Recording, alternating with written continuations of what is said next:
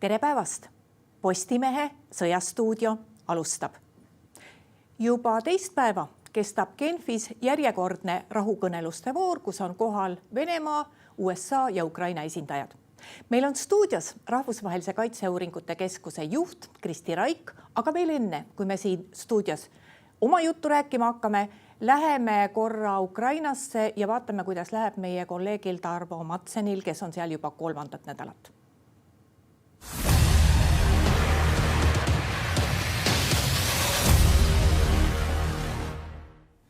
Tere Tarvo, kuidas sul see viimane nädal Ukrainas läinud on? No tere! Üldplaanis on läinud nädal päris hästi ja üsnagi rahulikult, vähemalt siin piirkonnas. Ma olen natukene siin kandis ringi reisinud ja näiteks Hmelnitski oblastis tegelikult mul õnnestus näha ka seda, et oli päriselt kogu päeva elekter. Siin Tšernivtsis see asi nii lihtne ei ole, siin on ikka graafikuga. Ja nüüd täna öösel, kui rünnati Odessat, siis muutus siin ka kohe olukord kehvemaks, sellepärast et siinsed elektriühendused on tegelikult Odessaga ühendatud ja iga selline rünnak mõjub. Ukrainas tegelikult praegu oodatakse jälle sellist ühte suuremat rünnakut, sest viimased nädal aega on tegelikult olnud natukene rahulikum, vähemalt siin pool Ukrainat. Kui sa kohtusid tudengitega ja juttu ajasid, kas te rääkisite ka sellest, missugust elu nemad tulevikus endale ette kujutavad? Kas see elu on seotud Ukrainaga ja kas nad mõtlevad sellele, et kui sõda lõpeb, kuidas sellest kõigest toibutakse? Jaa, ma käisin külas Tšernivtsi ülikooli ajakirjandustudengitel. Rääkisime natukene omavahel juttu, rääkisime Ukrainast, rääkisime toimuvast ja üldse maailma asjadest ja ausalt öeldes väga palju ei räägitud sellest, et mis hakkab saama pärast või kuidas riiki üles ehitada või mis edasi saab. Tegelikult põhifookus siin Ukrainas, vähemalt nendel noortel oli ikkagi sellele, et mis toimub praegu, et kuidas seda siis lõpetada ja millised faktorid seal mängus on, et tundsid huvi USA, et mida mina arvan USA-st ja USA käitumisest ja tegelikult küsiti ka Eesti kohta, mis oli väga huvitav, sest Eesti kohta küsiti just nimelt venekeelse elanikkonna kohta ja hariduse kohta ja selle kohta, et kui palju näiteks Vene propagandat meil liigub, sest miskipärast on siin selline arusaam teatud inimeste hulgas, et Balti riikides on seda venekeelset elanikkonda ja Vene propagandat veel palju, aga ma lükkasin nii palju, kui ma oskasin need müüdid ümber, et ei ole asi tegelikult nii hull ja tegelikult on meil ka ikkagi suured muutused toimunud. Oled olnud väga mitmetes kohtades. Mismoodi näeb Ukrainas välja see ühest kohast teise sõitmine ja reisimine mööda riiki üldse? Ja mina olen Ukrainas nüüd sel korral, olen veetnud aega Lvivis, olen tükk aega olin Kiievis, kõige rohkem olen Tšernivtsis siin, kus ma siis nagu pooleldi elan ja siis nädalavahetusel ma käisin Hmelnitski oblastis sellises väikses toredas ilusas linnas nagu Kamjanets-Podilski.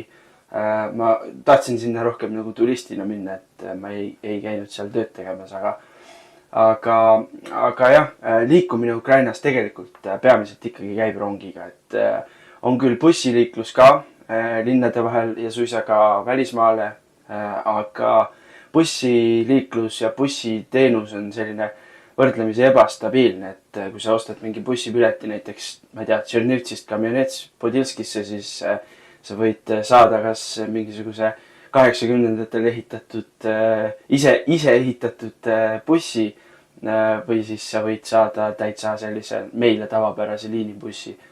Aga üldplaanis ikkagi rong, et nad on küll jah, aeglased, aga üldiselt nad sõidavad väga kella peale ja nad on üldiselt ka väga mugavad, et isegi öörongis tegelikult on Ukrainas täitsa okei olla ja isegi selline omaette kogemus, natukene teistmoodi kogemus. Sinu Ukraina reis lõpeb nädala pärast. kas sa kujutaksid ette ennast seal pikemat aega olema ja kas sina suudaksid nendes oludes vastu pidada? No kui sa küsid niimoodi, siis jah, ma hea meelega oleksin siin kauem tegelikult. Kui ma nüüd pean silmas just siin Lääne-Ukrainas, siis tegelikult siin ei ole sellist aktiivset ohtu konstantselt, eriti veel siin Tšernivtsis.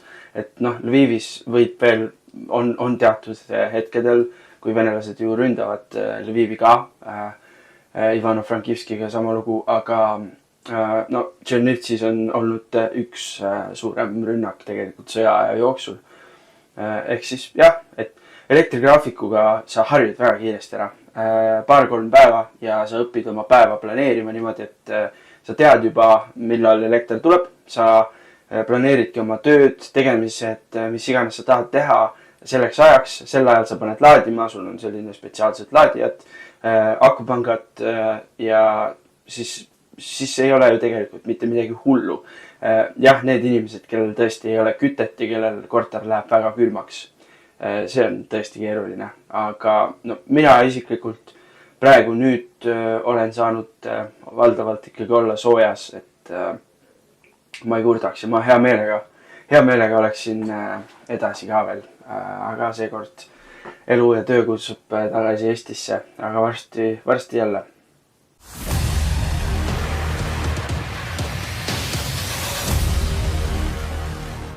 Ja me jätkame Kristi Räikiga juba stuudiost. Praegusel ajahetkel peetakse järjekordseid rahukõnelusi Genfis. Teist päeva juba kohal on siis kõik osapooled ehk USA vahendajana ja nii Venemaa kui Ukraina esindajad. Mida me sellest teame, mis seal juhtunud on ja kas sealt on midagi loota? Seda infot avalikkuseni on jõudnud vähe ja ei ole küll teada, et oleks seal edasiminekut saavutatud. Eile ilmselt vähemalt 6 tundi neid läbirääkimisi peeti, aga ootused ei olnud ka ju sugugi mitte kõrgel. Üks selline detail, mis ma arvan neid ootusi veelgi pisendas, oli see, et Venemaa saatis sinna oma esindajana Vladimir Medinski, kes on teatud selline propagandist, kellele meeldib rääkida ajaloolistest konflikti juurpõhjustest ja kes on selline jõuline Ukraina olemasolu eitaja, nii et see juba ei andnud väga lootust, et Venemaa üldse tõsiselt läheks nendele läbirääkimistele selle eesmärgiga, et mingit edasiminekut saavutada. Nende läbirääkimiste eel tuli küll Venemaa poolt selline väljaütlemine, et seekord me toome hoopis uusi teemasid lauale. See on selline propagandistlik, sest et tõenäoliselt neid teemasid, mida venelased seal lauale panevad, neid me juba teame. Teemade ring põhimõtteliselt on lai ja iseenesest on ju mõistlik pidada töötasandil läbirääkimisi selle üle, et kui ühel hetkel relvarahuni jõutakse, kuidas seda monitoorida, kuidas seda täpselt siis ellu viia. Et neid kõnelusi peetakse, aga see ju ei tähenda seda, et see relvarahu oleks kohe-kohe tulemas. Et Venemaa lihtsalt soovib seda protsessi käimas hoida. Praeguseks on selge, et Venemaa sõjaliste vahenditega ei suuda oma eesmärki saavutada. See, mida nad nõuavad, et Ukraina annaks ära kogu Donbassi territooriumi sõjaliselt, kui nad prooviksid selles suunas liikuda, siis vaadates Venemaa edenemise tempot viimase aasta jooksul, neil läheks veel aastaid aega. Nii et nad proovivad ikkagi diplomaatilise protsessiga jõuda oma eesmärgile lähemale ja mis neile annab mõningast lootust, on see, et USA poolt ikkagi surve on pidevalt Ukrainale, mitte Venemaale. Ilmselt see survestamine tõepoolest selle Donbassi lõppliku ja täieliku äraandmise üle jätkub, sest Ukraina president ühes oma viimastest intervjuudest on pidanud vajalikuks jälle rõhutada, et tema isegi ei saa otsustada seda, et anda ära kogu Donbass, sellepärast tal ei ole volitusi. Ukraina rahvas ei ole sellega kunagi nõus. Mis näitab ilmselt seda, et see surve pidevalt sellel on. Jah, just ja Ukraina president on sunnitud siis tagasi tõrjuma ja ta on päris oskuslikult seda teinud, aga siin on näha tõesti, et USA poolelt tuleb neid nõudmisi ja Venemaa suudab mõjutada USA positsioone, et siin on ju viimasel ajal ka käinud läbi tugevalt see valimiste ja referendumi korraldamise teema, milles siis Ukraina on võtnud sellise hoiaku, et jah, muidugi me oleme valmis valimisi korraldama, aga selleks meil on vaja relvarahu ja on vaja, et 2 kuud kehtiks see relvarahu enne, kui valimised saavad toimuda. Mis jällegi muidugi ei ole see, mida Venemaa soovib saavutada. Nii et see selline mäng käib, et Venemaa püüab anda mingit oma sisendit. USA leiab, et Ukraina on see, kes peab tegema kompromisse ja Ukraina siis nagu tõrjub seda survet. No USA on nüüd juba väga korduvalt rõhutanud seda, et see rahu peaks tulema suveks, mis näitab, et surve nende poolt on väga suur, kui reaalne see on? No väga raske on niimoodi ette dikteerida selles rahuprotsessis mingit ajakava. Et päris võimatu see ju ei ole, et relvarahuni jõutakse enne suve, aga see eeldaks ikkagi seda, et lääneriikide poolne surve just Venemaale muutuks veel tugevamaks. Sest see on see, ütleme, tegur, mis siit nagu puudu jääb sellest võrrandist, et kuidas jõuda nii kaugele, et Venemaa päriselt sooviks relvarahu, sooviks läbirääkimistel mingisugust edasiminekut saavutada ja mitte siis sellist edasiminekut, mis vastab Venemaa nõudmistele, mis ei ole Ukrainale vastuvõetavad. Lääneriikidel on olemas vahendid Venemaad veel rohkem survestada. Euroopa Liit teeb neid samme kahjuks aeglaselt, aga tulevad jällegi uued sanktsioonid Venemaa jaoks. Oma nagu nafta müümine muutub järjest raskemaks, sissetulekud on vähenenud, Venemaa majandus on väga suurtes raskustes. Samuti Venemaal on suuri raskusi mobilisatsiooniga. See aasta kindlasti keerulisem kui eelmised. Ja Ukraina päris tõhusalt ju põhjustab kogu aeg kaotusi, nii et sellist abi on ka Ukrainal veel juurde vaja, et Ukraina suudaks veel paremini sihtida neid Venemaa siis nafta ekspordiga seatud taristut, nafta rafineerimistehaseid või siis neid sõjatööstuse objekte. Et Ukraina on järjest tõhusamalt suutnud neid kahjustada, mis siis veelgi muudab Venemaale selle sõja jätkamise senise intensiivsusega raskemaks. Nii et selles suunas tuleks edasi suruda, aga USA poolt kahjuks väga ei ole näha, et USA omalt poolt oleks valmis seda survet Venemaale lisama. No sellest, et Euroopa peab nüüd ise nii Ukraina aitamise kui iseenda kaitsmisega hakkama saama, on tõenäoliselt kõik juba väga ilusasti aru saanud, et selle mõttega on olnud aasta aega vähemalt harjuda. Siin juures me ilmselt ei tohiks märkamata jätta, et see üksi Ukraina abistamine ei seisa meil ju mitte ees, vaid see on tegelikult käes. Me olemegi juba mõnda aega üksi, tähendab meie ja Euroopa liitlased tegelenud Ukraina abistamisega üksinda, nii sõjaliselt kui finantsiliselt. Ja finantsiliselt tõesti USA ei ole eelmise aasta jooksul enam panustanud. No mis on ikkagi oluline, miks USA kaasatus on ka Ukraina vaatest vajalik, on see, et Ukraina ju on saanud jätkuvalt relvastust USA-lt, mida siis Euroopa ostab Euroopa rahadega, aga on nagu teatud tüüpi relvastust, mida Euroopa ise ei suuda piisavas koguses pakkuda, eriti siin räägime õhutõrjest. See olukord on ikkagi väga kriitiline, nagu me näeme, millised on kahjud Ukraina elektrivõrgule, kui raske on nagu tavainimese elu, et selle jaoks on vaja seda USA kaasatust, samamoodi nagu luureandmete jagamine, seal küll Euroopa mingil määral suudab asendada seda abi, mida on varasemalt andnud USA, aga mitte täielikult. Nii et just sellepärast ongi nii vaja seda USA kaasatust ikkagi hoida, vaatamata sellele, et nii Ukraina kui teiste Euroopa riikide vaatest see on nagu väga frustreeriv, kuidas USA seda diplomaatilist protsessi omalt poolt juhib. No te olite möödunud nädala lõpul ka Müncheni julgeolekukonverentsil ja kui lugeda seda, millest seal räägiti ja missugused sõnumid seal kõlasid, siis tundub, et kuulajate šokk ei olnud nii suur kui eelmisel aastal, sest põhimõtteliselt sõnumid olid ju samad, aga sellisele olukorraga oldi juba harjunud, selleks oldi valmis või kuidas seal kohapeal tundus? Jah, šokki seekord ei olnud.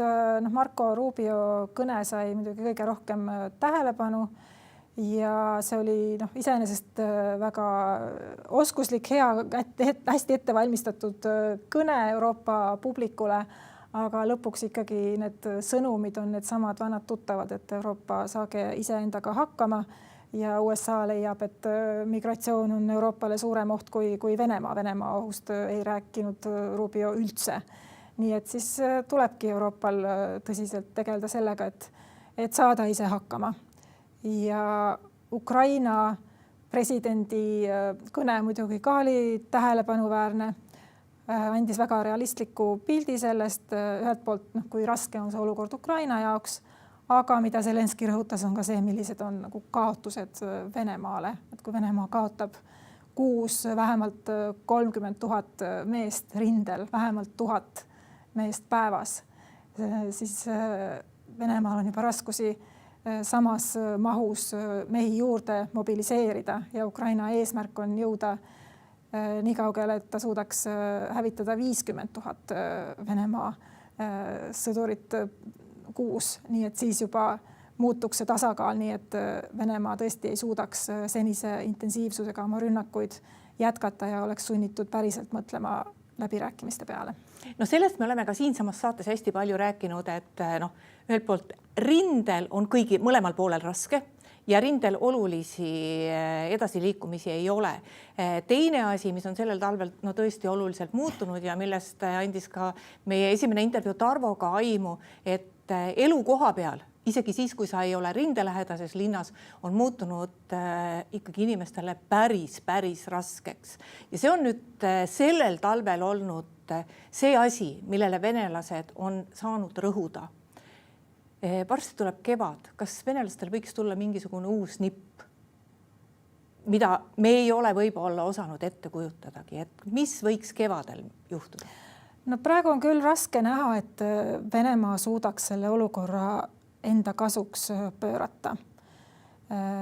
Kui nad siiamaani ei ole suutnud sõjaliselt olulist edu saavutada, nad on muidugi põhjustanud tohutut kahju tsiviilelanikele, kriitilisele infrastruktuurile, aga selles suhtes, kui talv saab läbi, läheb elu natukene lihtsamaks.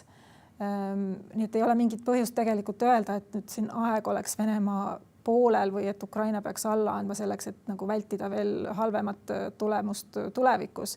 Kuigi need on need narratiivid, mida Venemaa püüab ka läänes levitada, mis kahjuks leiavad küllalt palju kõlapinda USA-s ja Lääne-Euroopa riikides, et Ukraina peaks nüüd kiiresti mingite kompromissidega nõustuma, sest muidu olukord läheb kogu aeg halvemaks. Et kui vaadata, mis toimub rindel, kui vaadata, millised need jõudude tasakaalud on, millised on Venemaa ressursid sõda jätkata, siis ei ole eeldust arvata, et Venemaa suudaks mitte mingisuguse läbimurde saavutada või suurt edu saavutada.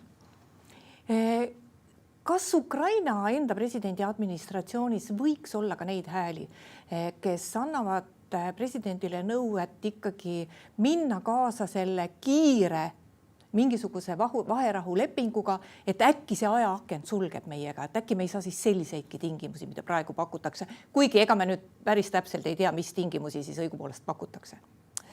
No sellised arutelud kindlasti Ukrainas ka toimuvad, et millise lepinguga Ukraina siis peaks nõustuma, kui kaugele Ukraina saab minna kompromisside tegemisega. Ja jällegi nii palju, kui siis seda infot rahvusvahelisse meediasse imbub, siis tõesti on seal erinevaid vaateid. Aga mida president Zelenski ise on rõhutanud, on ju see, et Ukraina rahvas ikkagi ei ole valmis andma ära kinkima lihtsalt Venemaale veel territooriumit. Ja seda ei saa otsustada mingil muul moel kui läbi referendumi ja ei ole mingit põhjust oodata, et rahvas referendumil sellise tulemusega lepiks. Et jah, on küll väga raske olukord tavainimesele, aga ukrainlased ei ole ka alla andmas, Ukraina rinne ei ole kokku kukkumas, Ukraina riik ei ole kokku kukkumas.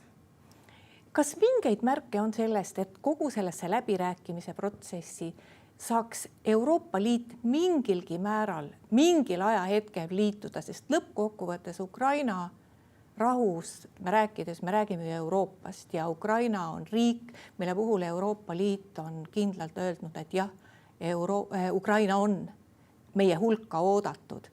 Et praegu tundub, et igasugused katsed, et õigupoolest neid katsetamise võimalusi ei olegi. Aga kas te näete, et mingil hetkel võiks tekkida mingisugune olukord, kus küsitakse ka Euroopa käest ja mingi küsimus, mille puhul Euroopa Liit saab kaalukeeleks? No ma ütleks, et kõigepealt siin Euroopa debatis võib-olla liiga palju on pööratud tähelepanu sellele, et kas Euroopa saab või Euroopa Liit mingi oma koha kuskil laua ääres. Et see praegu ei ole tegelikult relevantne küsimus, kuna need läbirääkimised, mis toimuvad, ei ole ikkagi nagu tõsised rahu läbirääkimised. Praegu, mida Euroopa saab teha, on jätkata Ukraina toetamist.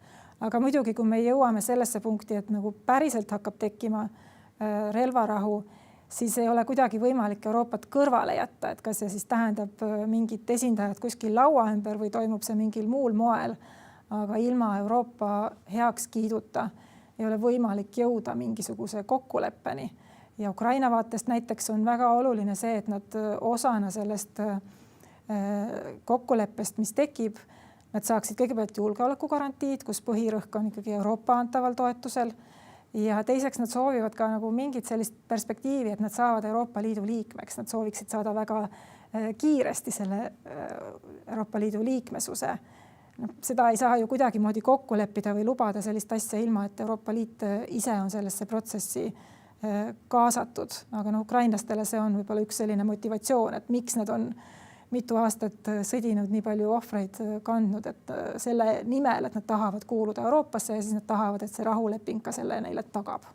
No meie tänasest jutust on mitu korda läbi käinud see, et venelased on neid oma positsioone suutnud väga hästi ameeriklastele maha müüa ja tegelikult kardetakse, et ka võib-olla osale Euroopast ja tegelikult mis siin karta, eks see on selge, et nad ongi ka osale Euroopast suutnud. Kuidas nad seda nii oskuslikult siiski teha suudavad? See on hea küsimus, et jah, Venemaa mõju ikkagi töötab lääneriikides, nad suudavad saada oma sõnumeid rahvusvahelisse meediasse. Osalt ma arvan sellepärast, et need lihtsalt kõlavad nagu lääne inimesele usutavana. Et vaadake, kui raske on Ukraina olukord, nad ei pea enam kaua vastu, las nad nüüd lepivad sellega, et nad peavad tegema valusaid kompromisse selle asemel, et siin inimesed surevad edasi. Et see lihtsalt töötab hästi see argument või see, et nagu aeg on Venemaa poolel, Venemaa on ju lihtsalt nii palju suurem ja tugevam. Nii et nendele tuleb kogu aeg siis vastu vaielda nendele argumentidele ja ikkagi tuletada meelde, et milline see olukord rindel tegelikult on, kui vähe Venemaa on suutnud saavutada viimaste aastatega, kui kaugel Venemaa on oma strateegilistest eesmärkidest. Nii et praegu on ikkagi see hetk, kus tuleb Venemaa panna veel keerulisemasse seisu, nii et nad tõesti füüsiliselt enam ei ole võimelised seda sõda praeguse intensiivsusega jätkama. Et see on täiesti võimalik selle eesmärgini käesoleval aastal jõuda, kui ainult lääneriigid selle nimel pingutavad rohkem. Et isegi ukrainlased ise muretsevad nende sõnumite pärast, et mul tuli praegu täitsa üllatusena sealt Tarvo intervjuust välja, et Ukraina ajakirjandustudengid muretsevad selle pärast, et meil on siin Balti riikides palju venekeelset elanikkonda ja äkki meie võtame ka neid venelaste sõnumeid tõsiselt. No Balti riikidega seoses see teema on tõesti rahvusvaheliselt pidevalt üleval, et meie venekeelne elanikkond võib olla nagu ka mingi oht, millele ma ise vastan nendele küsimustele alati sellega, et oht on ikkagi Venemaa. Oht on see, et Venemaa püüab manipuleerida seda, et meil on siin venekeelne elanikkond ja Venemaa strateegia muidugi defineeribki seda venekeelset elanikkonda kui õigustust Venemaa sekkumisele. Aga et siin tuleb keskenduda sellele, mis on see Venemaast lähtuv oht, mitte sellele, et kas Narva inimesed arvavad, et Narva on järgmine, aga Narva inimene ei taha, et sõda tuleks tema koju. et ma tulen nüüd lõpetuseks meie jutu algusesse tagasi, ehk siis Genfis toimuvate rahukõneluste juurde, siis me võime selle lõplikult kokku võtta, et see on lihtsalt üks järjekordne voor, millelt ei paku, ei ole mõtet eriti midagi oodata. Aga võt siin on tulnud üks huvitav uudis selle sama Genfi kohta, et üks sõnum ütleb, et Ukraina president on andnud oma meeskonnale korralduse tõstatada Genfis küsimuse, et äkki seal võiks tema kohtuda Putiniga. See on, ma isegi ei tea, kas see sõnum on nüüd vastab tõele, aga võt selline pealkiri kusagil oli. Jah, seda ma nägin.